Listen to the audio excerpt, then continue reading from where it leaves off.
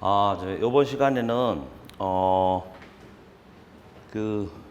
저번 시간에 제가 그러니까 Onerous Contract Group에 대한 거 설명드리고 거의 관련해서 이제 간략하게 중간에 나오는 것 중에 그러니까 이제 Non-Onerous Contract Group이 onerous화 되는 경우에 loss component가 어떻게 셋업이 되고 그게 이제 마지막 시점에서 이제 0으로 주는 이 예를 보여드렸는데 요번에는 이제 아예 initial recognition 시점에서 아예 onerous contract 그룹이에요. 그래서 최초부터 loss component가 이제 생기고 이후에 이제 그 부분이 거꾸로 onerous contract 그룹에서 non-onerous contract 그룹으로 바뀌는 경우에 그것이 이제 어떻게 작동이 하는 어떤 식으로 추정치가 변동하는지 거기에 대한 예제가 지금 이제 갑자기 건너뛰어 가지고 예제 8이 돼서 그 부분을 한번 illustrative example로 한번 보여드리려고 합니다. 그래서 이제 onerous 그룹, onerous contract 그룹에 초기에 이제 인식했던 로스가 로스 컴포넌트로 이제 설정이 되면서 어떻게 그게 이제 리버설 역전이 돼가지고 이제 환입이 되는가라고 하는 부분을 보여드리겠습니다. 그래서 이건 뭐 제목이 이해하듯이 이 예제는 이제 onerous contract 그룹으로 된 부분이 일단은 중간에 이제 상황이 좋아져 가지고 이제 non-onerous 그룹으로 전환이 돼요. 그런 경우에 LRC에 대해서 loss component로부터 셋업된 loss component로부터 로스가 어떻게 이제 역전이 되는지 환입이 되는지 이거를 보여주는 그런 예제입니다. 이제 가정을 보면은 일단 요 onerous contract 그룹 initial recognition 시점에서 이제 100개의 계약 그룹이 있고 3년간 커버하는 거예요. 뭐 똑같이 이제 너무 길게 하면은 길게 한다 그래서 뭐 다 보여주는 건 아니니까 3년으로 하고 그리고 이제 계약이 발행됐을 때 커버리지 피리어드는 스타트를 하고 또 하나 이제 단순성을 위해서 중간에 랩스 때는 계약은 없다라고 이렇게 가정을 할 거예요. 그리고 이제 요 계약에 대해서는 100건 계약에 대해서는 800이라고 하는 커런시 유닛에 돈이 들어오게 되는데 그거를 이제 받을 게 예상이 되는데 최초 이니셜 레코그니션 시점 바로 직후에 800 커런시 유닛이 들어오게 돼요. 따라서 이제 미래 캐시 인플로우 현금 유입의 현가 가치는 바로 그냥 800 커런시 유닛으로 된다라고 가정을 합니다. 그러니까 이제 현금 유출의 경우에는 매년 이제 400씩의 커런시 유닛이 기말 at the end of each year 기말 시점에 이제 지급이 되는 걸로 그렇게 추정을 해요. 그러니까 3년간이니까 토탈로는 이제 1200 커런시 유닛이 되는 거예요. 그래서 이 미래의 현금 유출의 현가를 추정을 하는데 5%로 가정을 하니까 그러니까 매년 이제 기말에 400의 커런시 유닛이 나갈 때 현재 시점에서 뭐 400씩이었던 뭐 기말급 연금 현가로 해가지고 이제 1089 그렇게 되면은 요 1089라고 하는 거는 미래의 어떤 현금 유출의 현가가 되겠죠. 빌딩 블록 1, 2가 다 포함된 숫자는 1089다. 여기서 이걸 빼면은 이제 그게 빌딩 블록 2가 되는 거고 5%로 했단 말이죠. 그런 어떤 명목의 현금 흐름의 특징을 반영하기 위해서 요거는 뭐 이제 언더라잉 아이템의 어떤 수익, 리턴 그거에 근거해 가지고 바뀌지 않는 명목 현금 흐름의 특징을 반영을 해서 5% 디스카운트를 사용해 가지고 이제 현가로 땡겨서 1089 커런시 유닛이다. 이제 패러그래프 36를 적용해서 결정한. 그리고 이제 클레임 같은 경우는 그냥 발생하면 그냥 바로 지급하는 거. 이제 나중에 뭐 저런 예제를 일반화 시킬 수 있겠지만은 여기서는 하여튼 간에 LIC liability for incurred claim 같은 경우는 그냥 발생하면은 바로 지급되는 걸로 그렇게 이제 가정을 했습니다. 그리고 이제 3년에 걸친 이 최초 시점에서의 3년에 걸친 그 non-financial risk에 대한 RA 값은 240 currency unit. 그리고 이제 그거는 3년 동안 이제 그 회사가 수익으로 인식을 하게 되는데 그 이분하게 동일하게 그러니까 이제 매년에 걸쳐서 뭐 80씩 RA는 이제 우리가 인슈런스 서비스를 제공한 대가로 우리가 받는 컴펜세이션이니까 저 부분 자체는 이제 수익으로 80씩 매년 전환이 될 겁니다. 그리고 이 예제에서 모든 다른 금액들 뭐 인베스트먼트 컴포넌트 이런 부분들은 단순성을 위해서 다 생략을 하도록 하겠습니다. 최초 인식 시점에서 엔티티는 이 인슈런스 컨트랙트 그룹에 이제 그 각 요소들을 빌딩 블록들을 이제 측정을 해가지고 그 미래 이행 현금 흐름을 그 최초 시점에서 측정을 해요. 그리고 이제 그 1년 말, 2년 말 각각 이 시점에서 이행 현금을 다음과 같이 측정한다라고 되어 있어요. 그 다음에 첫 번째 year 1에서는 모든 이벤트가 최초 인식 시점에서 예상한 대로 발생을 해요. 1차 년도에. 그러니까 뭐 보험료도 뭐 일단 그 immediately after 그 들어온다고 했으니까 800 currency unit이 들어오고 그다음 1차 년도에 400 currency unit의 그 클레임이 발생된다고 했는데 그것도 마찬가지로 동일하게 발생을 해요. 그리고 이제 2년도에 그 기업이 그 future cash flow 그러니까 이제 현금 유출. 근데 3년도에 현금 유출을 원래 이제 4년 400 currency unit으로 잡았다가 100 currency unit으로 줄여요. 그러니까 2차 년도 말에 여기서 뭐 갑자기 2차 년도에 뭐 400으로 나가 이렇게 100으로 줄었다는 게 아니고 그냥 갑자기 2차 년도에도 400이 나갔는데 뭐 어떤 뭐 circumstances가 바뀌었든지 아니면은 뭐 그 뭔가가 바뀌어가지고 2차 년도 말에 3차 년도에 원래 처음에는 400이 나간다고 400 currency unit이 나간다고 했는데 100 currency unit이 나가는 걸로 바꾸게 돼요. 2년도 말에 3년도에 그 cash outflow의 예산을. 근데 이제 그렇게 되면은 이제 보통 뭐 RA도 이제 줄어들게 되는데 요 RA 자체는 이제 뭐 여기도 마찬가지로 안 썼습니다만은 그 심플리시티를 위해서 뭐 변동이 없는 걸로. 그리고 이제 그 세 번째 연도에는 이제 2년도 말에 예측한 대로 그냥 100이 발생된다 그런 얘기예요. 클레임으로. 그리고 거기에 따른 이제 예제를 보여드리도록 하겠습니다. 그래서 이제 그전 예제하고 좀 다른 게 그때는 이제 뭐 따로 발생을 해서 뭐 이런 식으로 이제 가정을 바꿨지만 이제 숫자가 약간 다르죠. 그래서 요거 마찬가지로 그냥 이니셜 레코그니션 시점에서 각 빌딩 블록들을 이제 지금 현재 요 시점에서의 어떤 그 가정으로 최초 인식 시점에서의 가정으로 그 1차 년도 말, 2차 년도 말도 다 예상을 하는 거예요. 그러니까 보시면은 이제 전에는 제가 분리시켰는데 요거는 이제 캐시 그 인플로우 현금 유입에 대한 현가, 요거는 현금 유출에 대한 현가. 그래서 두 개를 합하면은 이행 현금 흐름이 나오죠. 빌딩 블록 1, 2. 그다음에 이제 RA는 240으로 해서 매년 80, 80, 80 이런 식으로 된다고 이제 가정을 했어요. 그러면은 이제 요거를 더한 게 요게 이제 그 빌딩 블록 1, 2, 3니까 그거 더하면은 이제 이행 현금 흐름이 되고 요게 플러스가 된다는 얘기는 이제 그 이행 현금 흐름이 넷 아웃플로우가 되니까 이거는 어너러스 컨트랙트 그룹이다 라고 볼 수가 있죠. 그런 경우에는 CSM이 0이 되죠. 그죠?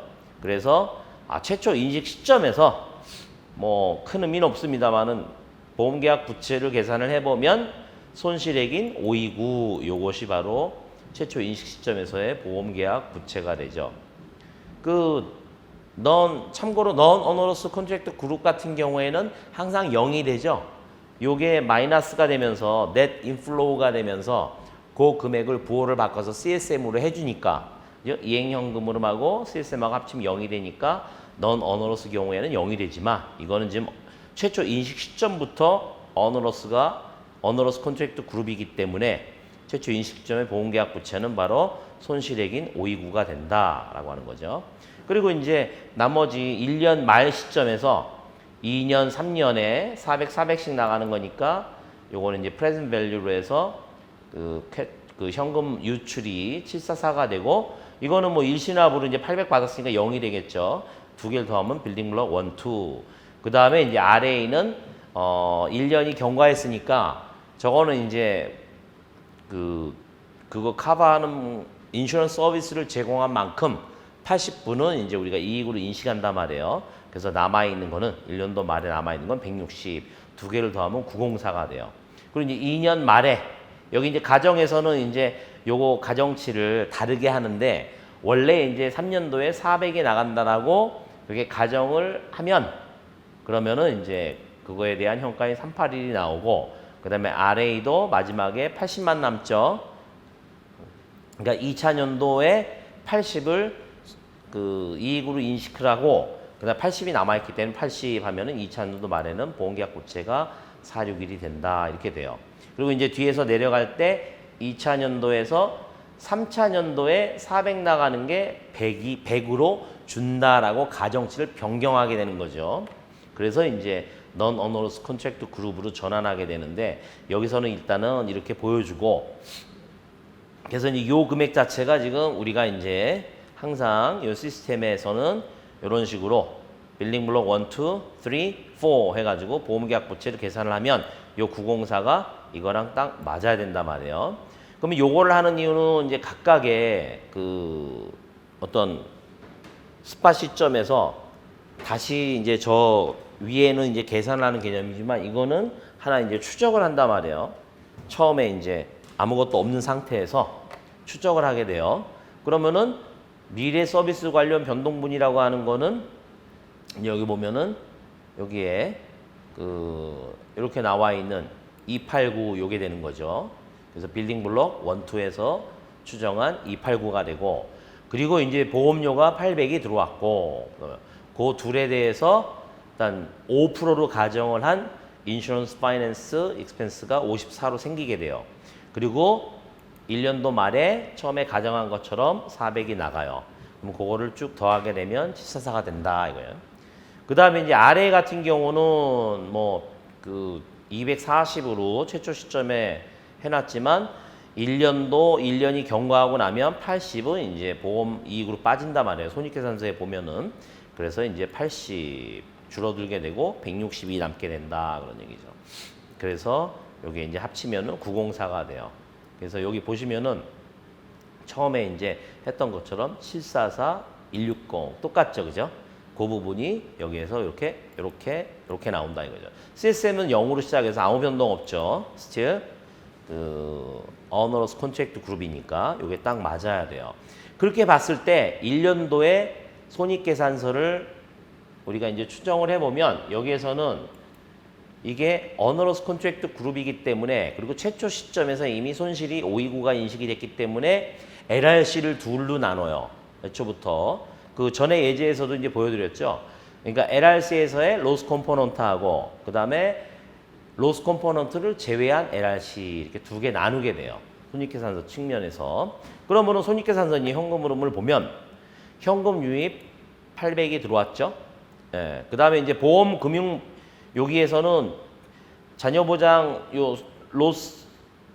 이제 부채 손실 부분에서 529가 이제 최초 시점에서 했던 부분이 이제 529로 인식이 되는 거죠.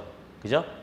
최초 인식 시점에서 그 손실 예상액이 529였는데 이거는 요 PL에서 바로 손실로 그 인식을 해야 된단 말이에요. 그리고 이제 보험 금융 비용을 내가 이제 일부러 위에 넣었는데 여기에서의 3322는 일단 위에서 보면은 54가 있죠. 여기 54 여기 있는 여기에 있는 인슈런스 파이낸스 인컴이 나눠져 나가요. 그 다음에 또 하나는 보험 수익이라고 했는데 요 보험 수익은 뭐냐? 내가 이제 1년을 인슈런스 서비스를 제공을 했잖아요. 제공을 하게 되면은 그 전에 부채로 쌓아놓은 LRC 부분에서 내가 1년을 커버했으니까 거기에서 릴리스 된다 그래요. 릴리스 되는 부분은 내가 여기에서 수익으로 인식을 하게 돼요. 그런데 요 금액에 대해서는 제가 옆에서 설명을 드릴게요. 그런데 이제 LIC 발생손해 부채에서는 그냥 400이 발생했고 현금 흐름 유출이 400이 돼서 이거는 똔똔이 돼요. 그러니까 요 부분도 제가 이제 말씀드렸지만은 이제 일시에 발생하면은 일시에 지불이 되니까 그렇지 그거 아닌 경우는 얘도 이제 이런 식으로 간단하게 안 됩니다. 근데 어쨌거나 그 지금 보여드려야 될 게 요 어너러스 컨트랙트 그룹에 있어서 여기 이제 보시면은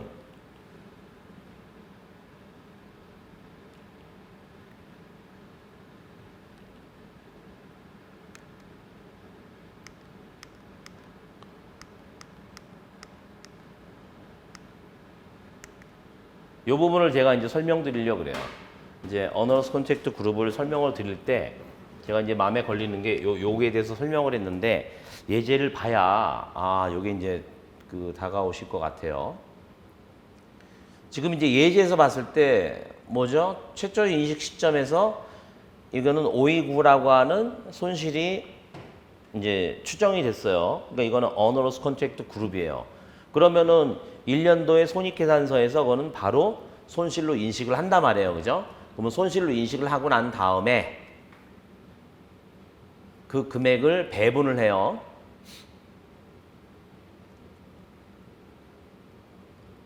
그 금액을 배분하는 게 아니고 죄송합니다. 그래서 손실은 그냥 손실로 인식을 하는 거고 그 다음에는 이제 그 LRC 미래의 어떤 그 남아있는 커버리지 1년 그 말 시점에서 2년도 3년도에 남아있는 그 리메이닝 커버리지에 대해서 내가 어떤 그 이행 현금흐름을 추정을 하잖아요. 그죠?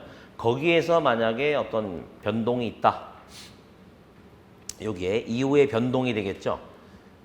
그래서 패러그래프 51에서 그 규정한 그를 요 두 금액 사이로 그러니까 1, 2 요 금액으로 시스테매틱 베이시스로 배분을 하라. 뭐를 LRC에서의 이행 현금 흐름에 fulfillment cash flow의 이후에 변동분을 요 두 개로 배분을 하라. 그렇게 돼 있어요.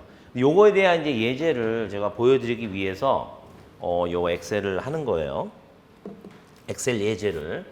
그리고 이제 거기에 보시면은 1차 년도에 있어서도 이제 요 전체 분이 여기를 이제 보시면은 일단 그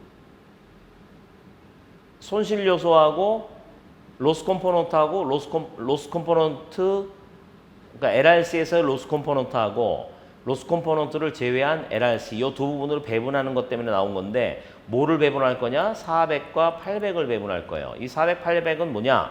내가 그 1차 년도에 인슈런스 서비스를 제공했기 때문에 그리고 이제 커버를 해줬죠. 400을.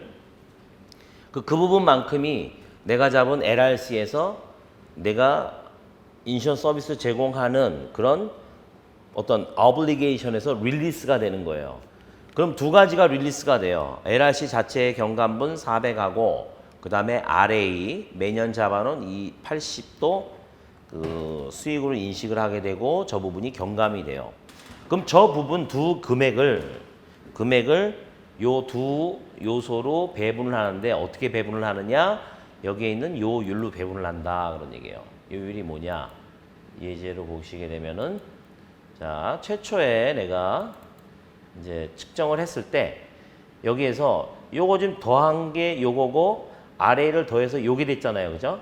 근데 여기서 지금 요거 지금 529라고 하는 요 나누기 그 다음에 RA와 미래 현금 유출 캐시 아웃플로우만 지금 1년 말 시점이니까 그래서 요거와 요거를 더한 거를 분모를 하고 얘를 분자로 해서 계산을 하면 그렇죠?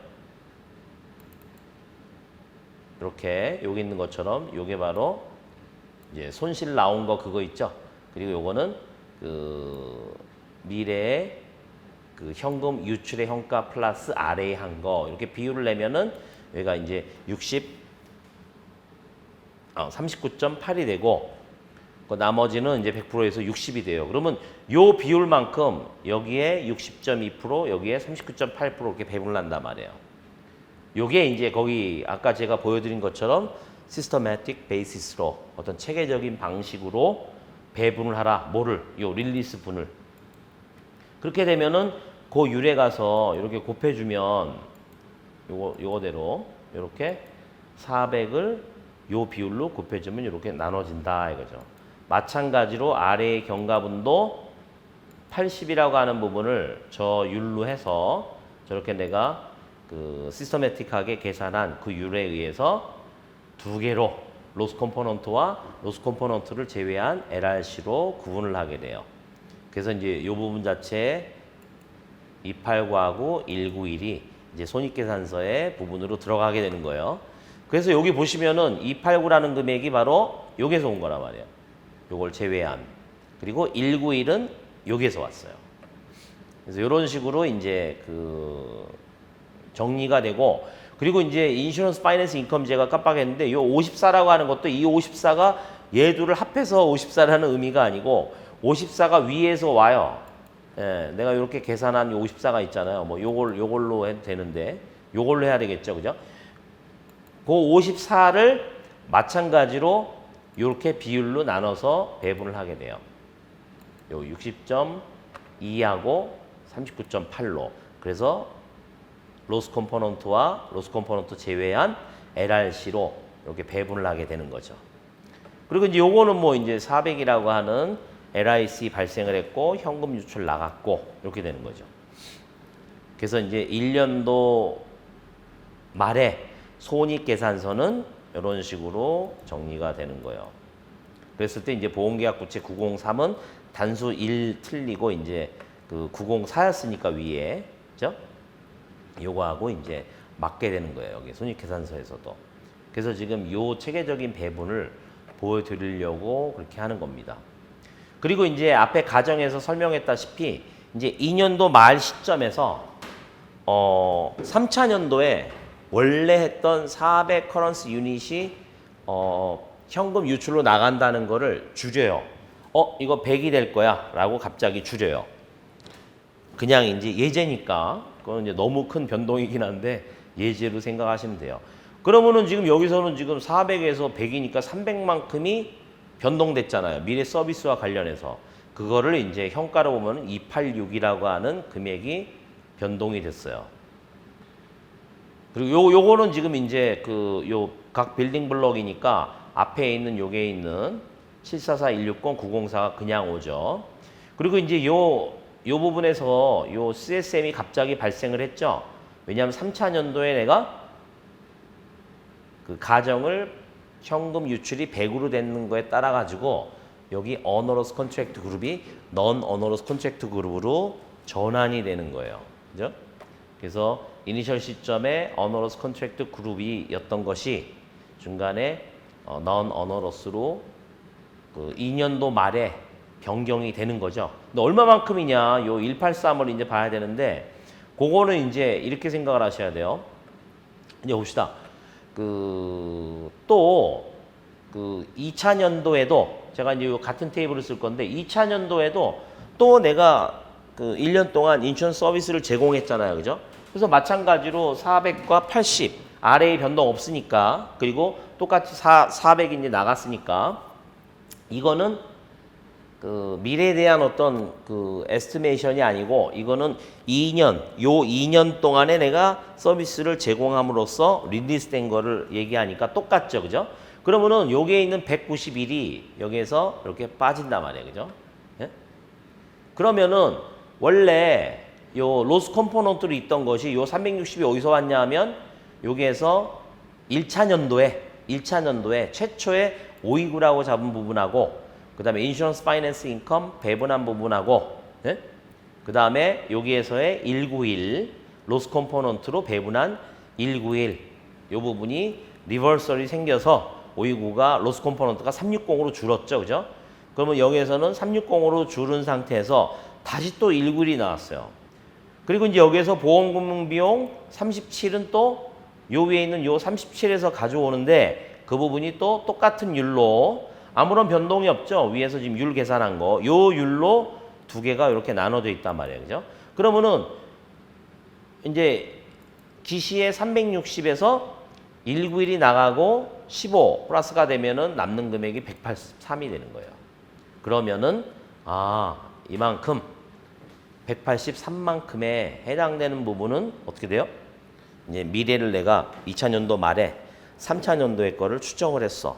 근데 거기에서 그 어떤 이제 넷 인플로우로 돼 가지고 이익이 나오는 걸로 추정이 됐어요. 그러면 남아 있는 183 요 금액을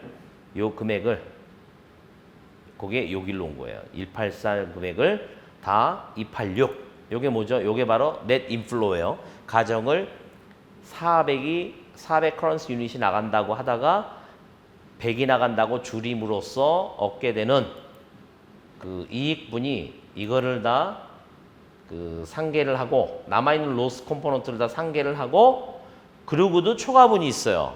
102가 되는 거예요.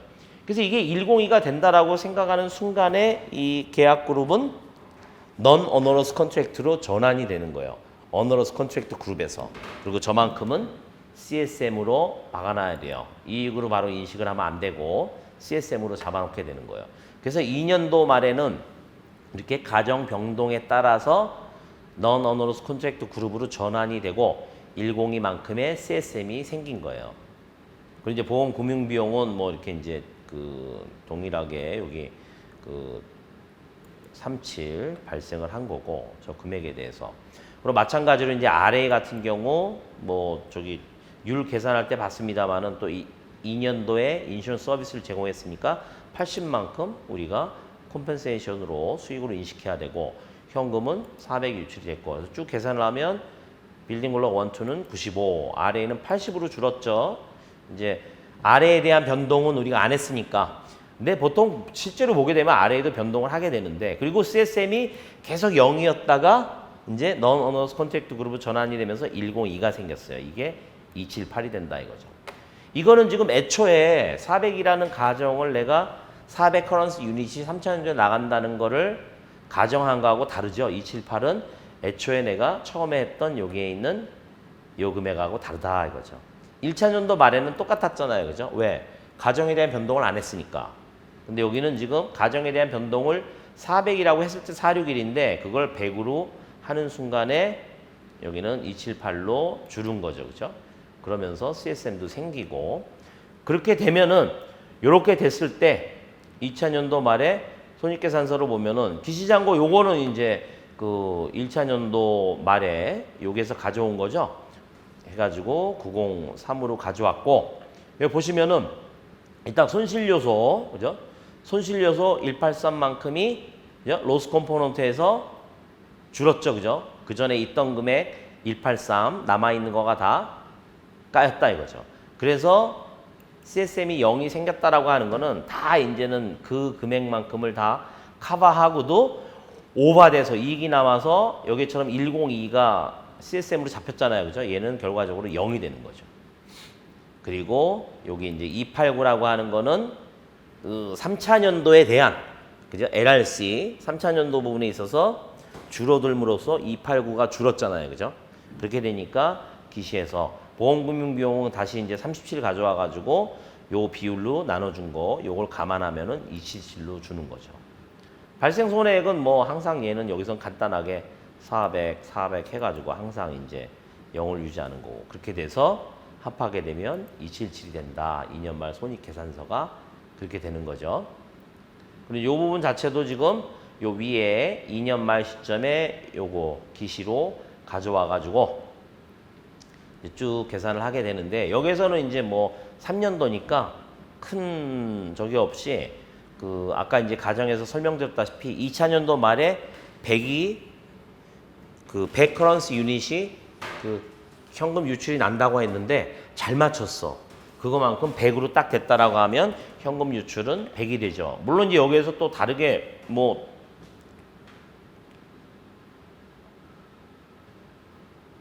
될 수도 있겠지만 100이 됐어요. 그리고 이제 아래에서는 이제 80 남아 있는 거 마지막에 이제 3년도 그 커버리지 다 익스파이어리 되는 기간에 제공을 했으니까 수익으로 인식하고, 그 다음에 이제 102는 그 2차 년도 말에 이제 non-onerous contract 그룹으로 전환하면서 CSM이 생겼는데 요 이자분 5 반영해가지고 108 요거만큼 또 이제 이익으로 인식을 하게 돼요. 그래서 그 금액들을 쭉 보면은 이제 보험계약 부채가 계약이 종료되니까 0이 되는 거고, 그랬을 때 이제 여기 손익계산서 요거는 이제 여기에 2차 년도 말에 손익계산서 277 기시를 가져와 가지고 쭉 보는데, 일단 보험 금융 비용하고 그다음 이제 보험 수익에 있어서는 이만큼이 그죠?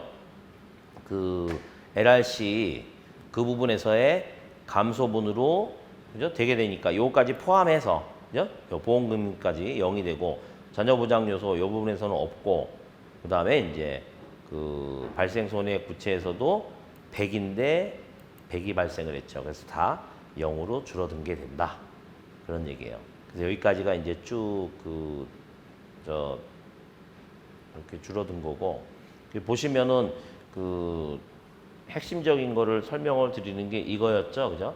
이렇게 어떻게 내가 요 유를 계산을 하느냐. 그래서 손실 요소 분해, 그죠? 손실 요소 나누기 RA 플러스 그다음에 이제 미래 현금 그 유출에 대한 현가 이 부분으로 해서 이렇게 이제 율로했다 이거죠. 실제에서 이제 그 뭐 이런 식으로 이제 간단하게 뭐 표가 정리가 되지 않겠지만, 핵심적인 거는 그거에 따라서 1차 년도 말하고 2차 년도 말 똑같죠. 2차 년도 말도 그 율에 의해서 배분이 되는 거예요. 물론 이제 400이라는 금액이 바뀌면 이 금액이 바뀌겠지만, 그리고 또 하나 핵심적인 거는 이제 로스 컴포넌트가 줄어들면서 2차 년도 말에 3차 년도에 대한 가정을 내가 변경시킴으로써 로스 컴포넌트 요 부분이 다 요 부분을 다 상쇄를 하고, 또 초과 이익분이 남아서 CSM이 드디어 생겨가지고 non-onerous contract로 전환이 됐다. 그 부분이 이제 중요하게 되는 거죠. 그래서 이제 2년도 말 시점에서 이제 요거를 따지는 게 제가 이제 예제로 보여드리기 위해서 그렇게 하는 겁니다. 그러니까 이제 로스 컴포넌트라고 하는 게 이제 마치 그 non-onerous contract 그룹에서의 어떤 CSM하고 onerous contract 그룹의 로스 컴포넌트하고 뭔가 이제 좀 어떤 시메트리간 대칭적인 개념 같지만 다르죠.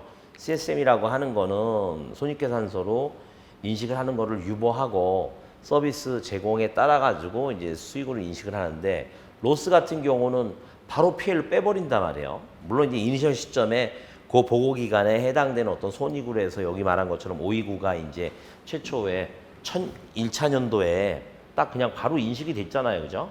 1차 년도 말 손익계산서 이 부분에서 바로 그냥 529라고 하는 부분이 그죠?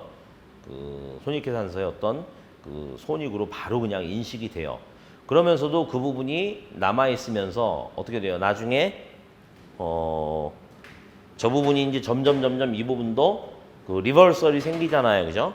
리버설이 생기게 되는데, 여기 이제 가정을 미래에 대해서 바꾼 거 빼고는 이제 이렇게 내가 그 LRC 미래 그 부채 금액에 대해서 내가 서비스를 인슈런스 서비스를 제공함에 따라 가지고 내가 그런 어블리게이션을 릴리스가 되니까 그런 부분들 자체가 이제 빠져나오는 거죠.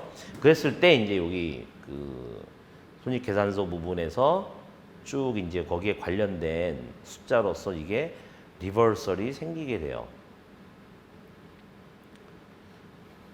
그래서 이제 그 부분하고 그다음에 이제 시스테매틱 베이시스로 로스 컴포넌트와 로스 컴포넌트를 제외한 LRC. 그래서 로스 컴포넌트는 LRC와 관련된 거예요. LRC하고는 전혀 상관이 없는 거고, 물론 이제 CSM도 마찬가지입니다만은. 그래서 그 예제에 대해서 한번 설명을 드렸습니다. 자, 이번 시간에는 아직도 이제 메저먼트를 하고 있는 겁니다.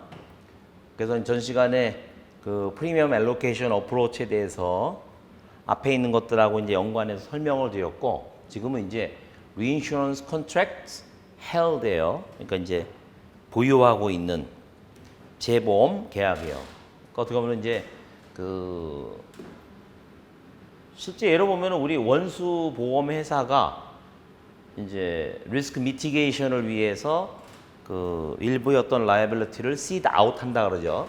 시드 아웃을 시켰어요. 그죠? 그러면은 거기에 대해서 인슈런스 트리디를 맺어요. 그죠? 그 가지고 있는 것을 reinsurance contract held라고 그렇게 볼 수가 있습니다. 그 요거를 설명하기 위해서 제가 이제 앞으로 좀 가보면 쭉 좀 가볼게요. 제일 처음에 우리 스코프에서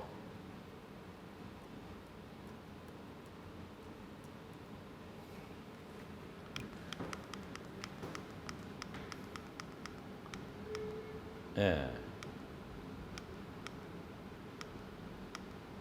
자, 여기에 대해서 여기 이제 3번에서 스코프를 이야기할 때 기업은 IFRS 17을 어디에다 적용을 할 것이다 하는 것을 안다. 뭐에 대해서? Insurance Contract It Issues. 그죠? it은 이제 그 entity라고 봐야 되겠죠. 기업이 발행하는 보험 계약. 자기가 발행하는 거예요. 그 다음엔 including reinsurance contract. 그러면 마찬가지죠. reinsurance contract it issues. 그때는 어떻게 돼요? 똑같이 엔티티지만 앞에 거는 원수보험회사가 이슈하는 인슈런스 컨트랙트고 reinsurance contract는요. 이거는 재보험회사가 발행하는 그렇게 되겠죠. 그죠? 그래서 이거는 reinsurance contract issued 그렇게 되겠죠. 그게 스코프 아니에요. 그래서 이 기준서는 다시 한번 강조드리지만 원수보험사, 재보험사, 제재보험사 다 이렇게 적용이 돼야 된다라고 하나로. 안 그랬으면 따로따로 만들었겠죠. 이거는 원수보험사의 기준서, 이거는 재보험사, 제재보험사, 재보험사 이 그룹에 대한 기준서 이렇게 했겠죠. 근데 여기에서 이제 하나로 처리를 하는 거예요. It issues. 그 다음에 이제 요 B가 중요해요. 여기는 재보험 계약인데 여기에 엔티티죠. 엔티티가 홀드하고 있는 거죠. 여기 it가 빠지면은 그냥 held로 되는 거 아니에요, 그죠? reinsurance contract held로 되겠죠, 그죠? is held by entity 이렇게 되는 거니까. 그러니까 얘하고 지금 얘하고 다른 거예요, 그죠? 요 놈은 뭐냐? 원수보험회사가 리스크 미티게이션을 위해서 재보험사에다가 seed out 한단 말이에요. 그랬을 때 가지고 있는 그 계약을 얘기하는 거예요. 무슨 얘기예요? 여기에다가도 적용을 한다라고 하는 거죠. 그러니까 얘한테 적용하고 얘는 그러니까 자기네가 발행하는 거고 얘는 그러니까 만약에 재보험사 같은 경우도 재보험사도 제재보험 할 수 있죠. 그러면 재보험사 입장에서도 내가 재보험 계약을 발행하는 거하고 내가 제재보험 회사에다가 나도 또 받은 일부를 또 씨드아웃 할 수 있으니까 그럴 때는 자기도 이 부분이 포함이 되는 거죠. 그죠? 그래서 아까 말씀드린 것처럼 이게 원수보험사와 재보험사, 제재보험사에 다 적용이 된다라고 하는 걸 그런 식으로 이제 강조하는 거고 마지막에 이제 이 부분이 있어요. 그런 식으로 이제 나눠져 있어요. 나눠져 있는 부분이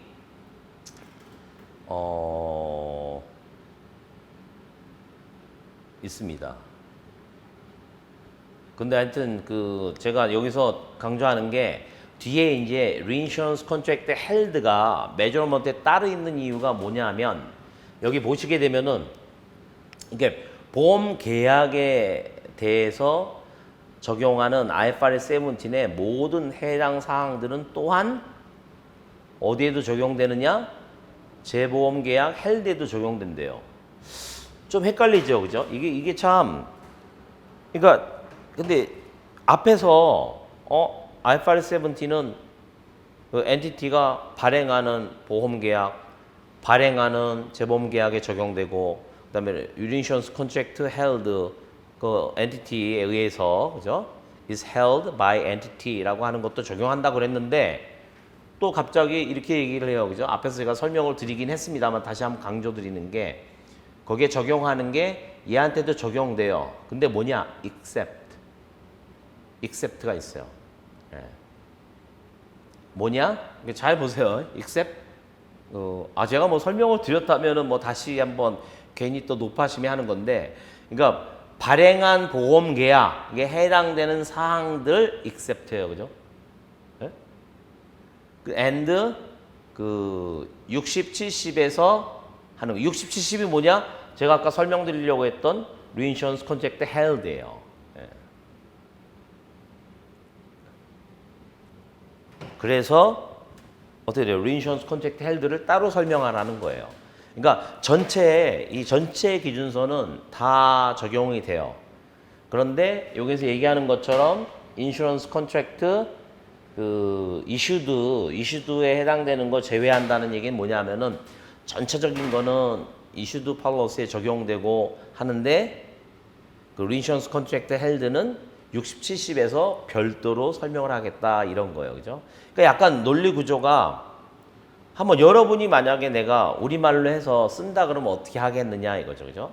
이게 분리하기가 쉬운데 두 가지를 한꺼번에 묶기 위해서 첫 번째 3에서는 그렇게 얘기를 하고 4에서는 발행된 보험계약은 제외한다는 의미는 서로 다르게 적용된다는 게 아니고 별도로 하겠다 그런 얘기예요. 왜? 약간의 좀 특징이 있으니까 그런 얘기죠. 그러니까 이슈드 된 거하고 헬드하고 조금 다르게 그렇게 적용을 하겠다 그런 의미로 이해를 하시면 돼요. 그래서 이제 다시 가보겠습니다. 그래서 어떻게 다른지는 한번 내용을 보면 알겠죠? 그죠? 그래서 어떻게 다른지 한번 보시죠. 자, 여기 이제 나오죠, 그죠? IFRS 17에서의 requirement 요건은 좀 수정이 된대요. 뭐를 위해서? Reinsurance Contract Held로, 그죠?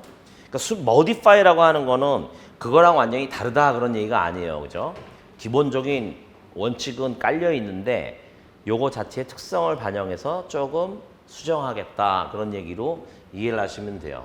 그래서 아래에 이제 여기 60에서 처음에 인트로덕션으로 얘기하는 게 밑에 이제 61, 70까지 정한 것처럼 약간 수정을 하겠다, 모디파이드 하겠다. 먼저 엔티티는 보유 재보험 계약 포트폴리오를 디바이드 해야 돼요. 뭐에 따라서? 14, 24에 따라서. 14, 24는 뭐냐면 level of aggregation에서 얘기한 거예요. LOA. 그러니까 이제 그 부분 뭐 일반적인 것들 기준에 따라 가지고 여기에서의 말하는 기준을 적용을 해서 보유 재보험 계약들의 포트폴리오를 나눈대요. 근데 예외가 있어요. except 뭐냐? 이런 패러그래프에서 여기에서 뭐 onerous contract 막 얘기가 나오잖아요. 그죠? level of aggregation에서 그러니까 뭐 컨트랙트 그룹, 포트폴리오를 나누는데 onerous, non-onerous 그룹, the others로 나눠야 된다. 이렇게 onerous라고 하는 onerous contract 그룹 그 항목에서 onerous contract 그룹에 해당되는 그런 모든 레퍼런스 사항들은 replace 될 거래요. 뭐로? 다음에 해당 사항으로 무슨 계약에 대해서 net gain, 그러니까 initial recognition 시점에서 net gain이 있는 계약으로 replace가 될 거래요. 예. 예? 그러니까 여기서는 net gain이라고 하는 거는 이제 뭐 순 어떤 이익이라는 걸로 봐야 되겠죠. 그래서 어떤 일부 보유 재보험 계약에 대해서 14 이사를 이렇게 적용하는 거 이 부분이 요거는 이제 뭐 요거하고는 완전히 다른 얘기죠. 마찬가지로 LOA에서도 그랬잖아요. 위에서 쭉 얘기한 것들을 다 적용을 한 결과 하나의 싱글 컨트랙트가 그룹 오브 컨트랙트가 될 수도 있다. 이런 얘기 했잖아요. 그죠? 이것도 마찬가지로 그렇게 돼 있는 거예요. 요거 자체가 이제 얘기 되는 거예요. 만약에 이슈 팔로스에 대해서 레벨 오브 애그리게이션을 얘기했던 14, 24에서 얘기했던 그런 기준들이 onerous contract면 이렇다 저렇다라고 한 부분, 이 부분이 여기서는 이니셜 시점에서 net gain이 있는 걸로 보겠다. 그렇게 이제 봐야 되겠죠. 그죠? 이제 왜 저렇게 얘기하냐면은 그 앞에서 얘기한 14이사가 그 이슈한 펄러스에 대해서 얘기한다 그러면 재보험사 입장에서 이슈한 거 아니에요, 그죠? 근데 재보험자 입장에서 재보험자도 이제 임플리멘테이션을 해야 되니까 재보험자 입장에서 어너러스라고 하면 그죠? 그 언더라인 인슈런스 컨트랙트가 있는 원수보험사는 넷 개인이 있는 걸로 봐야 되지 않느냐 그런 얘기죠. 예. 물론 이제 뭐 더 그 복잡한 얘기가 있습니다만은 단순하게 그렇게 봐야 돼요. 그래서 그 보유 재보험 계약이라고 하는 거는 재보험자는 발행자 입장이에요. 그죠? 14이사라고 하는 14이사의 LOA 처음에 얘기했던 거는 발행자 입장에서의 LOA예요. 그래서 걔네들이 어너러스 컨트랙트라고 얘기하는 거는 여길로 봤을 때는 넷 개인이 있는 거죠. 저희가 손실을 보니까. 왜? 쟤네들은 어차피 내 원수보험 계약을 커버해 주는 거죠. 이거 로스가 났을 때 여기서 커버해 주는 거예요. 저희가 손실이 났어. 그럼 나는 넷 개인이 있는 걸로 있는 그런 계약인 걸로 리플레이스가 된다 이런 얘기죠.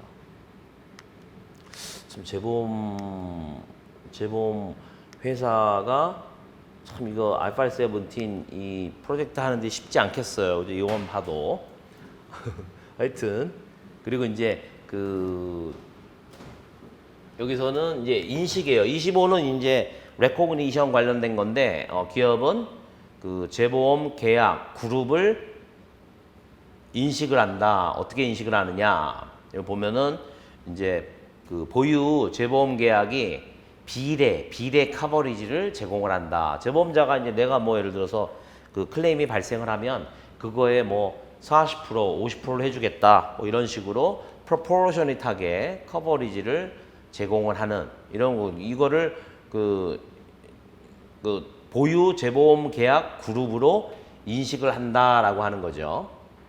그래서 25절도 요걸로 대체하는 거예요. 수정을 하는 거죠. 수정을.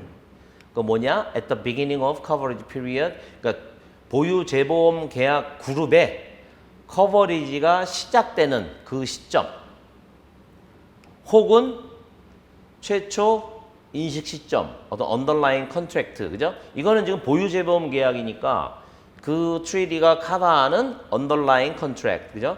원수 보험 계약의 최초 인식 시점, 그때 인식하겠다라는 거죠. 그런데 which is the later 둘 중에, 그죠? A or B인데 그 중에서 뒤에 있는 거, 뒤로 인식을 하겠다 그런 얘기죠. 네? 그러니까 지금 원래 있는 25절에서는 뭐라고 돼 있죠? 뭐 우리 커버리지가 시작되는 시점에 recognize를 하는 거죠.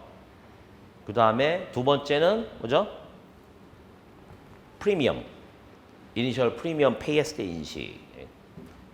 그러니까 여기서는 지금 이제 재보험에 가지고 있는 이 보유 재보험 계약의 커버리지가 시작되는 시점 혹은 원수 계약의 이니셜 레코그니션인데 둘 중에 뒤에 거로 그렇게 인식을 하겠다 그런 얘기예요.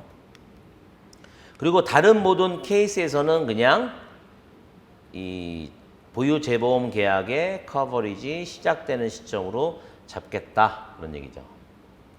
그러니까 여기 문장을 보면 언더라인 컨트랙트가 그 이니셜 시점에 인식도 안 됐는데 내가 인식을 할 수 있겠어요? 근데 이제 그런 경우가 이제 생길 수 있기 때문에 whichever is later, 그죠? 뭐든지 간에 뒤에 있는 걸로 해서 나는 인식을 처음에 하겠다 그런 얘기예요. 그리고 이제 32, 36은 이제 이슈드 폴리시에 대해서 이제 앞에 쭉 얘기했던 거예요. 이렇게 얘기한 거기에서의 어떤 그 측정에 있어서의 요건들을 그 보유 재보험 계약에 적용하는 데 있어서 다음에 하나는 그죠? that 이하의 요 정도. 그러니까 뭐냐? 언더라인 컨트랙트. 보유 재보험 계약의 밑에 깔려 있는 이런 언더라인 컨트랙트. 이것 또한 메저드가 돼야 돼요. 요 32, 36에 의해서 메저드가 된다는 그 정도 하에서 그 조건 하에서 32, 36의 요건들을 적용을 해요. 적용하는 데 있어서 그런 한에 있어서 엔티티는 일관적인 어떤 어썸션을 그러니까 미래 현금 흐름, 그죠? 요 보유 재보험 계약 그룹의 미래 현금 흐름의 형가를 추정 추정치를 매저하는 데 있어서 일관된 어떤 어썸션을 쓰는 것으로 하고 그랬을 때 이제 그게 요 두 가지를 묶는 거죠. Estimate of the present value of the future cash flows. 그 다음에 또 하나는 and the estimate of the present value of the future cash flows for the group of underlying insurance contract. 그러니까 이제 내가 보유 재보험 계약을 하는데 이건 독립적이지 않잖아요, 그죠? 그 재보험 계약이 proportional하게 커버하는 underlying 그 인슈런스 원수 계약들이 있어요. 이 두 가지 사이에 미래 현금 흐름의 그 추정치를 내가 측정하는 데 있어서 일관된 어썸션을 써야 된다. 이게 재보험회사가 이러니까 우리 같은 경우는 뭐 이제 그런데 재보험사 입장에서는 힘들죠, 그죠? 그 많은 보험회사 거의 어썸션을 갖다 쓰라고. 그죠? 하여튼 뭐 그거는 좀 나중 얘기고, 요거를 제가 이제 설명드린다 그러면 그거죠. 이제 보유 재보험 계약을 내가 측정하는 데 있어서 General Measurement 이 방법을 내가 써요. 그럴 때 그 원수 계약에 대해서 이따 발행한 거 쓰잖아요, 그죠? 그 보유 재보험 계약에 대해서도 동일한 어썸션을 써야 된다라고 하는 아주 상식적으로 간단한 얘기죠. In addition, 더 나아가 기업은 포함시켜야 돼요. 뭐를? 이 보유 재보험 계약 그룹에 그 미래 현금 흐름의 그 현가 추정치 그 안에 뭐를 포함을 해야 돼요. 뭐를?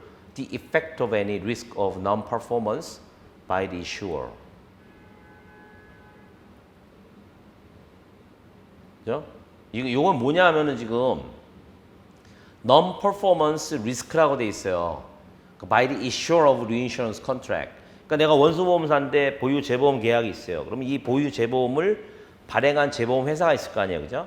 그 회사의 non-performance risk. 보통 저게 어떻게 돼 있냐면 솔벤시 2 할 때 지금 이제 뭐 킥스나 이런 데서도 나오지만 세컨 버전에서 그러니까 이제 보험회사가 디폴트 되거나 아니면 이 회사의 어떤 그 크레딧 레이팅이 변해가지고 이 회사가 뭐 어떤 그 자기 나름대로의 어떤 캐피탈을 조달하거나 자산을 조달하는 데 있어서 어려움을 겪을 수 있거든요. 많은 비용을 들인다든지 그런 부분에 위험이 있단 말이에요. 그렇죠? 그런 위험의 그런 효과들을 포함해야 된다 이거예요. 뭐를 포함해서 collateral and losses from dispute. 요거 이제 뭐 그 어떤 요거는 이제 제가 넣어놓은 거예요. 내가 이런 거 이제 분쟁이 생기고 뭐 이래가지고 채무 불이행, 그죠? 디폴트가 되면은 일단 골치 아프잖아요, 그죠? 그래서 저게 이제 솔벤시 모델에서 저게 들어가 있어요. 그래서 저는 이제 저거를 뭐 한 십몇 년 전에 이미 영국의 그 모델에 들어가 있는 거를 봤기 때문에 그래서 저거 관련해 가지고는 뭐 그 재보험자 회사들의 어떤 그 크레딧 레이팅의 트랜지션 매트릭스에 따른 probability하고 디폴트 probability, 그러니까 파산하는 확률 이런 까지 다 넣어 가지고 그 부분이 이제 그 캐시플로우에 어떻게 영향을 미치는지 그 모델링이 이미 돼 있기 때문에 그런 차원에서 넣은 거예요. 그게 포함돼야 된다. 미래 현금 흐름을 추정하는 데 있어서 현금 흐름의 추정치에 그런 효과들이 반영이 돼야 된다라고 하는 거예요. 일단은 지금 그냥 알고만 계시고 모델이 어떻게 되는지는 이제 나중에 실무적으로 업계 전체에서 이제 진행되는 걸 보면 알 수 있을 거예요. 왜냐하면 어떤 회사는 지금 아예 생각도 못 하고 있는 회사들이 있을 거예요. 근데 킥스2 버전이 얼마 전에 나왔는데 거기에서 이제 여기에 대해서 좀 이야기를 하고 또 이미 경험 있는 또 회사들이 있으니까 그런 얘기들은 이제 차차 나올 거예요. 그 다음에 이제 37번 이거를 적용하는 대신에 이것도 이제 수정이죠. 그러니까 RA 관련해서 요 RA 금액을 그죠? Non-financial risk에 대한 RA를 결정할 것이다. 그래서 그것이 뭘 나타내느냐?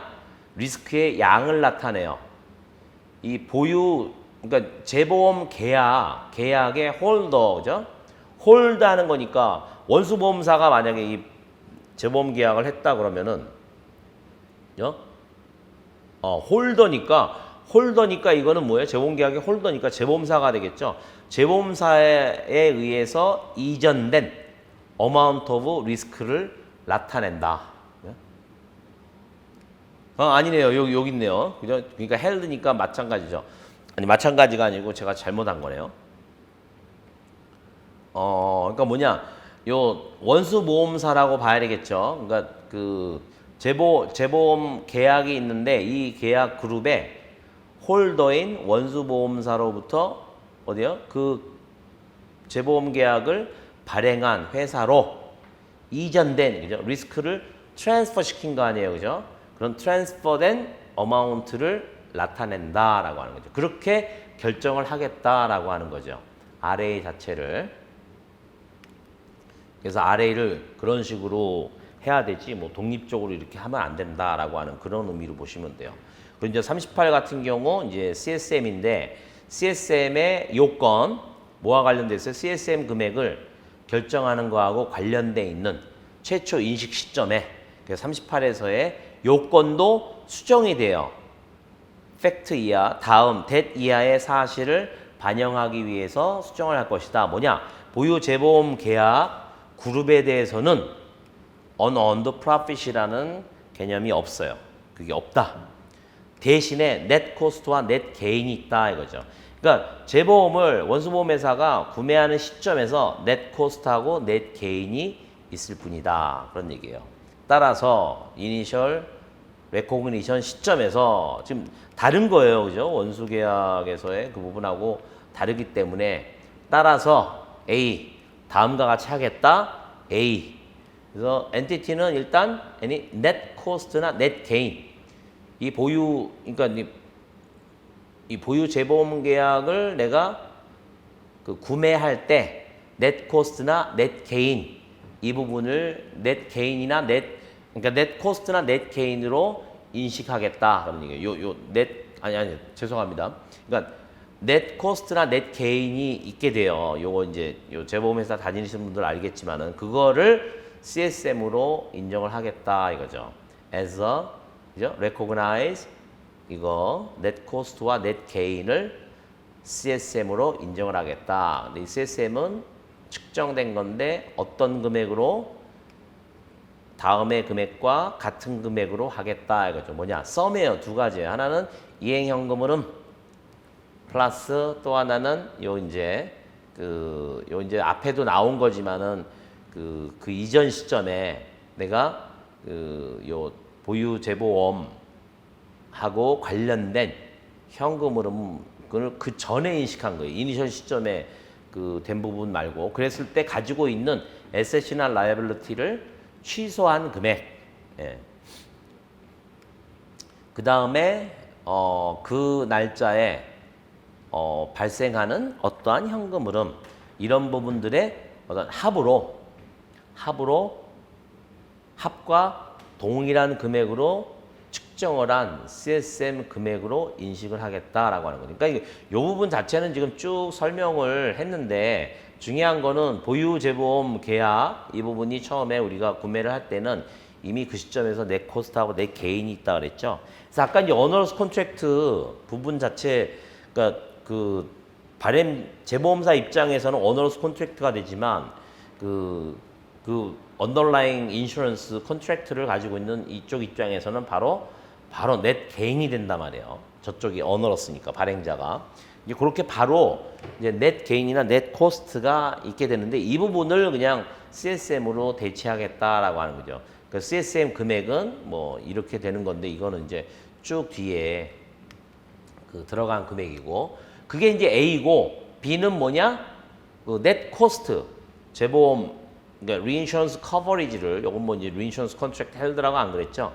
리인슈런스 커버리지를 그거를 구매하는 넷 코스트 이 부분으로 인식하겠다. 그러니까 지금 보면은 A의 요 부분하고 요런 넷 코스트 게인 이거를 CSM으로 하겠다 그런 부분하고 여기에서 지금 여기에 이거 CSM 관련해 가지고 earned profit이 아니고 이니셜 레코그니션 시점에서 A를 인식하고 그 다음에 두 번째는 여기 요 관련된 넷 코스트 이것도 마찬가지죠. 예? 뭐하고 관련된 거예요? 이벤트인데 이 리인슈런스 컨트랙트 그룹을 구매하기 전에 발생한 이벤트와 관련한, 그죠? 그거와 관련되는 relate to the events 관련되는 reinsurance contract를 구매하는 그런 net cost 이 부분도 그 이니셜 시점에서 인식을 하겠다라고 하는 거죠. 그거는 뭐 어떤 경우냐? In each case 뭐뭐 함에도 불구하고죠. The requirement of paragraph 요 B는 이제 저기 제대로 썼는지 모르겠는데 하여튼 요 패러그래프에서의 요건에도 불구하고 in each case 이런 경우에 엔티티가 이런 비용을 바로 그 손실에 있어서 그죠? 손익에 있어서 바로 손실로 즉시 인식하는 경우에 그런 얘기겠죠. 그죠? 그래서 요게 지금 B5로 돼 있는데 B5가 맞는지는 제가 체크를 해볼게요. 그래서 요 문장은 지금 앞에서 우리가 나온 적이 있어요. 그죠? 요거는 지금 앞에서는 어떻게 했죠? 그렇게 해가지고 바로 그냥 손익에 있어서의 이익이나 뭐 어떤 손실로 인식을 하는 경우 그거를 제외하고는 이렇게 이제 얘기했는데 보유재보험 계약에서는 그렇게 하더라도 어떤 이제 패러그래프 여기에 따라가지고 요건에 따라서 그렇게 인식을 한다고 하더라도 그런 경우에도 요 부분에 대한 그러니까 이제 내가 재보험 계약을 구매하기 전에 발생할 수 있잖아요. 그죠? 발생하기 전에 구매하기 전에 발생한 이벤트와 관련해서 리인슈런스 그 재보험 계약을 구매하는 데 있어서의 넷 코스트 이 부분까지도 이니셜 시점에서 인식을 하겠다 그런 얘기죠. 그래서 되게 보면은 내가 이때부터 커버하겠다 그러면은 이때 이후로 들어오는 뭐 신계약 뭐 이런 식으로 이제 하게 되고 그 전에 발생한 거 커버하게 되면은 이제 또 거기에 대해서 넷 코스트가 생기는 거죠. 그래서 이제 A, B 번으로 그렇게 이제 나눠 놓은 것으로 이해하시면 될 것 같아요. 그리고 이때 또 하나 이 부분도 마찬가지로 그 CSM 금액을 매저할 때 리포팅 피리어드 보고 기간 말에 그 보유 재보험 계약 그룹에 대해서 그 보유한 CSM 금액은 보고 이제 시작되는 시점에서 가면서 어떻게 이제 기말로 갈 때 기시에서 금액에서 기말로 갈 때 어떻게 조정이 되느냐 이런 문장은 이제 앞에서도 나왔었죠. 그래서 여기는 지금 수정되는 거니까 원래 앞에서 있는 44 대신에 이렇게 하겠다라는 거예요. 요거는 이제 뭐 마찬가지로 여기서 new contract라고 했지만은 new reinsurance contract held가 되겠죠. 그걸 내가 이제 묶는다고 하면 그죠? 1년 이상 떨어지지 않는 것들을 기존에 있는 컨트랙트 그룹하고 같이 내가 묶는다라고 하면 그 효과가 있을 거고 그 다음에 또 하나는 이제 CSM 금액에서 보유되는 CS 금액에서의 어떤 불이되는 이자 디스카운트 레이트는 이제 시행세 측에서 적용된 걸로 그 다음에 또 하나는 이행현금흐름에서의 어떤 변동 이 부분이죠. 근데 to the extent that 이하, 그러니까 that 이하에 말하는 변동 그 정도만큼 이행현금흐름에서의 변동이 되겠죠. 그건 뭐냐? 미래 서비스와 관련된 거, 그죠?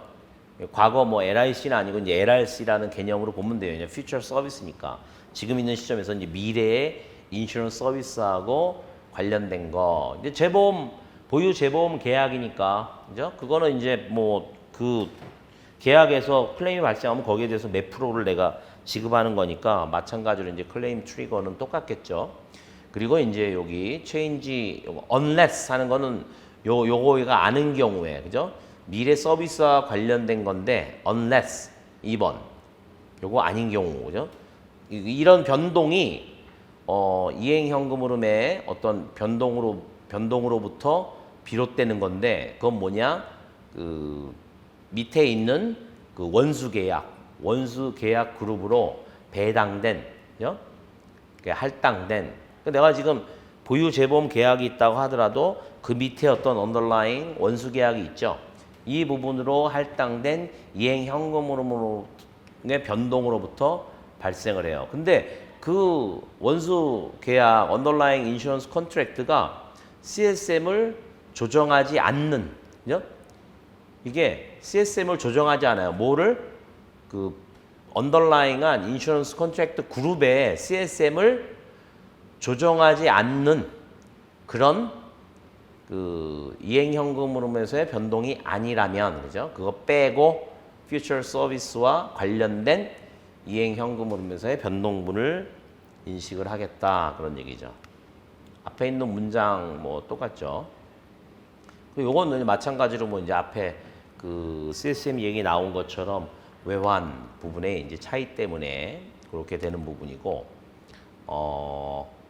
그리고 이제 또 하나는 요거는 뭐 이제 그 앞에서 뭐 똑같이 나온 거죠. 우리가 기간이 지나고 나면은 그 내가 배분해 놓은 수익으로 인식하는 배분된 부분, 그 부분을 인식을 하게 되면 그만큼 이제 CSM이 바뀐다라고 하는 거죠. 되는 부분에.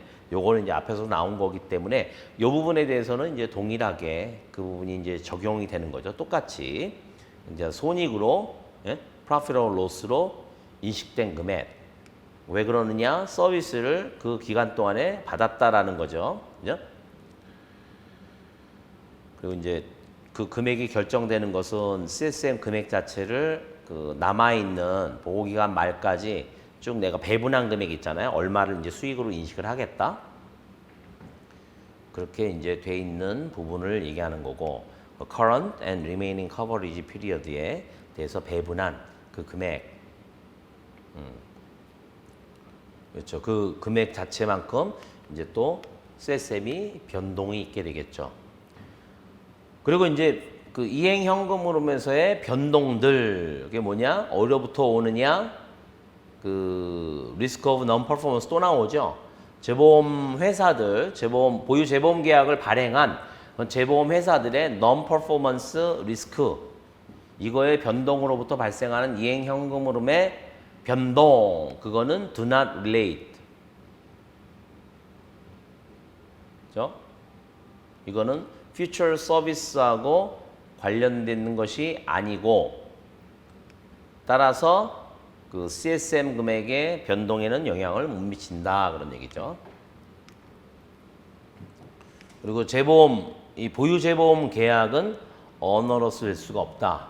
따라서 그 어너러스 컨트랙트 관련된 4752, 그죠? 우리가 막 복잡하게 설명한 이거는 적용되지 않는다, 그런 얘기예요.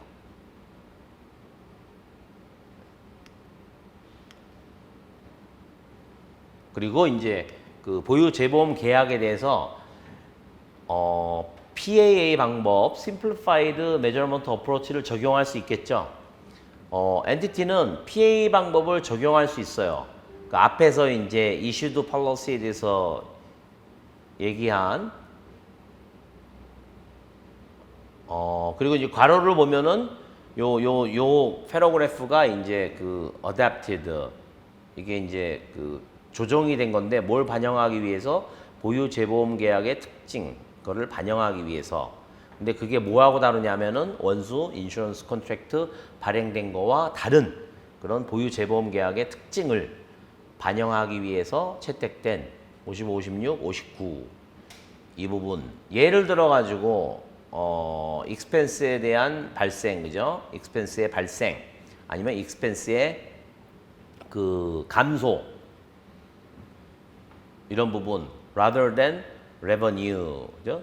그러니까 수익이라기보다는 어떤 뭐 그 expense의 새로운 어떤 그 발생이나 아니면은 감소, 이렇게 이야기하는 예제처럼 보유 재보험 계약 이 부분의 특징을 반영을 하기 위해서 절들을 따로 했단 얘기죠.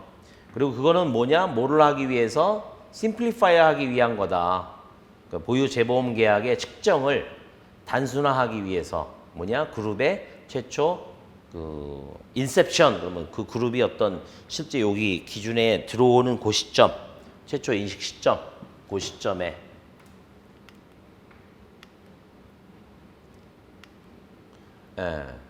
그리고 이제 또 하나 되는 게 이 기업은 합리적으로 예측을 해야 돼요. 뭐를?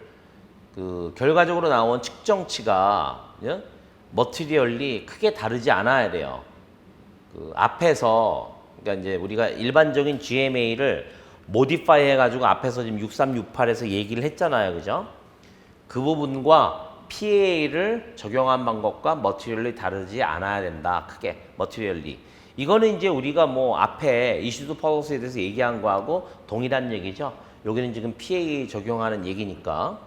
그리고 이제 그 보유 재보험 계약 그룹의 각 계약들의 커버리지 피리어드 그 여기 이제 괄호해 가지고 including coverage from all premiums within the contract boundary determined at the date applying paragraph 34. 그러니까 이제 issued policy에 대해서 적용하는 그 프리미엄 그죠? 그것과 관련된 컨트랙트 바운더리 그 시점에서 결정된 컨트랙트 바운더리 안에 있는 모든 보험료 이거로부터의 그런 커버리지를 포함을 해서 보유 재보험 계약의 각 계약들의 커버리지가 1년 내지는 그보다도 작아야 PA를 적용할 수 있다. 근데 이것도 마찬가지로 OR 해놨잖아요, 그죠? 우리가 이제 그 PA에 대해서 제가 설명할 때 그렇게 OR을 해가지고 엮었잖아요, 그죠? 비슷한 얘기죠. 그러니까 뭐 그 PA로 하더라도 GMA하고 적용한 방법과 머티리얼이 크게 다르지 않아야 된다라고 하는 거는 뭐 제가 그랬잖아요. 이렇게 해석을 할 수 있다라고 하는 측면에서 두 번째가 1년 이하니까 1년 초과가 되더라도 요거만 충족하면 PA를 쓸 수 있다. 그런 얘기겠죠. 뭐 여기는 뭐 이제 어너로스 컨트랙트가 없으니까 어너로스 얘기는 적용을 못 하고 그리고 PA는 마찬가지로 여기서도 LRC에만 적용해야지 LIC에 적용하면 안 된다라고 하는 거는 동일하게 적용이 되는 겁니다. 그리고 이제 엔티티는 이 조건, 패러그래프 69A의 조건을 충족할 수 없어요. 만약에 이 그룹이 처음 이제 이 기준을 적용하는 여기로 인셉트 들어와 있을 때 기업은 어떤 significant한 variability, 아주 중대한 변동성, 뭐에 있어서 이행 현금 흐름에 있어서의 아주 중대한 변동성을 예상할 수 있다면, 그죠? 그러니까 if 기업이 그를 예상한다면, 근데 이게 요 cash flow variability 이행 현금 흐름에서의 어떤 중대한 변동성이 that 어디에 영향을 미치느냐? measurement of the asset for remaining coverage, 그죠? 그러니까 LRC의 어떤 에셋의 측정에 아주 영향을 미치는 거죠. 당연히 미치겠죠. 이게 significant한 어떤 variability가 있다고 하면 during the period 언제 a claim is incurred 클레임이 그 발생되기 전 그 기간에도 남아 있는 그 커버리지 부분에 그 에셋 측정에 큰 영향을 미치는 이행 현금 흐름에 있어서의 어떤 중대한 그런 변동이 예상된다면 69A 앞에 얘기한 거죠. materially 수정돼 가지고 수정된 GMA라고 할까요? General Measurement Approach 이 부분하고 PA로 한 거하고 materially 다르지 않아야 된다라고 하는데 그게 충족될 수 없다라고 하는 거죠. 이거는 원래 이제 거기에 있는 거죠. variability in the fulfillment cash flow. 그러니까 이행 현금 흐름에서의 어떤 변동성이라고 하는 거는 뭐뭐에 따라서 증가한다. 예를 들어서 뭐죠? 이거는 컨트랙트에 있는 어떤 내재 파생 상품과 관련한 미래 현금 흐름 그 범위 안에 그 정도, 그죠? 그다음에 또 하나는 이 보유 재보험 그 계약 그룹의 커버리지 기간. 근데 뭐 보유 그 재보험 같은 경우는 뭐 거의 이제 1년짜리니까요. 뭐 특별한 경우 아니면은 거의 1년짜리죠. 1년 이상을 한다라고 하는 거는 말이 안 되죠. 그죠? 그러니까 뭐 거기에 있지만은 일단 요거를 약간 수정을 해서 그렇게 이제 이야기를 한 거죠. 그러니까 요거는 이미 앞에 있는 거니까 제가 이제 간단히 넘어가는 겁니다. 그리고 이제 끝났네요. 그죠? 그래서 그냥 그 앞에 제가 강조한 게 보유 재보험 계약에 대해서는 IFRS 17이 적용이 되는데 이슈드 폴리시에 적용되는 거 하고 다르게 조금 수정해가지고 별도의 기준을 마련을 했다라고 하는 거죠. 몇 가지 다른 측면이 있죠. 다르면서도 그 앞에서 했던 거하고 유사한 측면들이 있는데 하여튼 어쨌거나 이거는 그 자체가 그 언더라잉 인슈런스 컨트랙트 이 부분하고 링크가 되어 있기 때문에 하여튼 원수 보험자 입장에서 자기가 보유하고 있는 재보험 그 계약에 대해서 내가 그 딱 별도로 이렇게 이제 측정을 하더라도 이 부분 자체가 이제 여기에 별도로 정해진 거에 따라서 적용이 돼야 된다 이거죠. 이게 이제 재보험자 입장에서는 그냥 이슈도 팔러스니까 이건 달라요, 그죠? 재보험 회사가 재보험을 얻었어요. 그러면 요게 적용이 돼야 되겠지만은 재보험 회사 입장에서 자기네들이 발행한 거는 앞에서 얘기한 일반적인 게 적용이 돼야 돼요. 굉장히 어렵겠죠, 그죠? 그래서 뭐 그런 좀 문제 제기가 있었어요. 아 이거 재보험 회사가 발행한 부분에 대해서는 좀 별도로 해야 되는 거 아니냐라고 했는데 IASB 보드의 대답은 no, 똑같다. 그래가지고 지금 아마 한국에야 뭐 재보험회사 코리안리 하나 있는데 외국에도 재보험사가 많을 거 아니에요, 그죠? 그래서 많이 고생하고 있다고 그렇게 얘기를 들었는데 하여간에 뭐 킥스나 솔벤시에서는 이제 이런 어떤 그 재보험을 net of reinsurance라고 그러죠. 그 네팅 해가지고 네트로 해가지고 이제 다 보는 거예요. 그러니까 리스크 미티게이션을 다 이제 인정을 하는데 이 기준서에서는 어떻게 돼요? 요거는 별도로 하고 나머지는 다 이렇게 측정을 하죠. 그러니까 사람들은 리스크 미티게이션의 효과를 볼 수는 있을 텐데 전체를 가지고 일단 다 측정하는 게 굉장히 중요하다는 거죠. 그러니까 뭐 이제 재보험 보유 재보험에 의해서 측정된 거 이 부분을 뭐 네팅을 해야 되나 어쩌나 지금의 재무제표는 그렇게 돼 있잖아요, 그죠? 그래서 그로스 넷으로 항상 분리돼 가지고 있는데 어쨌거나 이 새로운 그 IFRS 17 기준에서는 보유 재보험 그 기준 자체가 이제 별도로 있고 거기에서 이제 몇 가지 그런 특징만 있어요. 그래서 이것도 제가 예제에서 나온 거 가지고 한번 그 뉴메릭 이그젬플로 보충해서 설명을 드리도록 하겠습니다.